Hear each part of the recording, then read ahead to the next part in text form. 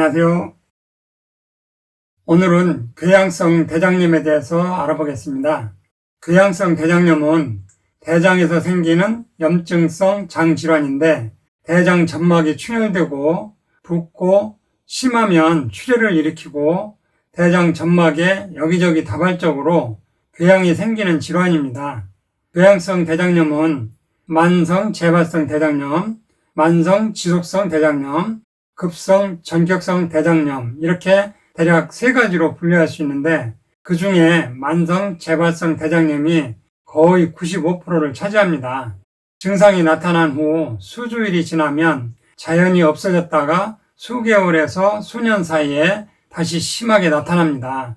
재발할수록 상태가 더 악화되는 양상으로 나타나고 만성 지속성 대장염은 5개월에서 6개월가량 상당히 심한 증상이 계속되고 급성 전격성 대장염은 매우 증상이 심해서 열이 39도 이상 오르기도 합니다. 궤양성 대장염의 원인은 아직 정확히 알려지지 않았어요. 원인을 모르니까 약물 치료는 증상에 따라 일시적으로 조절하는 대증요법으로 진행할 수밖에 없어요.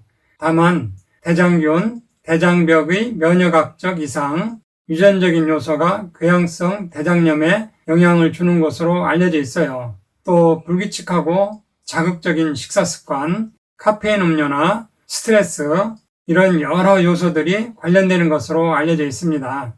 또 최근에는 서구화되는 생활습관으로 인해서 발병 빈도가 급격하게 증가하고 있고 거의 전 연령층에서 골고루 발생하고 특히 20, 30대 연령층에서 더 높은 발병률을 보입니다. 궤양성 대장염의 증상을 보기 전에 먼저 대장의 해부학적인 간단한 명칭을 보겠습니다. 여기 그림이 대장인데요. 소장 끝부분인 회장이 곧바로 맹장으로 이어지고 올라가는 부분은 상행결장, 옆으로 누워있는 부분을 행행결장, 아래로 내려가는 부분을 하행결장, 그 다음 S자로 휘어진 부분을 S상결장, 그 다음 직장, 이어서 항문으로 이어집니다.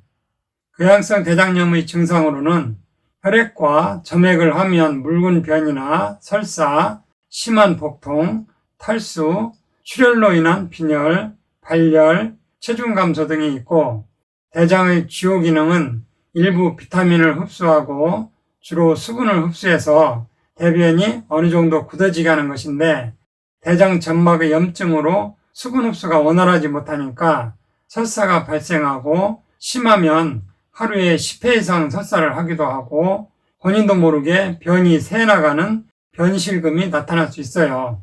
이런 경우 피와 점액이 섞인 무른 변이나 피고름 같은 변이 나오기도 합니다. 그러나 직장 쪽에만 염증이 있는 경우는 대장 나머지 부분이 정상적으로 수분을 흡수하기 때문에 변이 약간 무르거나 때로는 변비가 오기도 합니다. 궤양성 대장염에서 병적인 변화는 항문에 인접한 직장에서 시작해서 점차 안쪽으로 진행됩니다.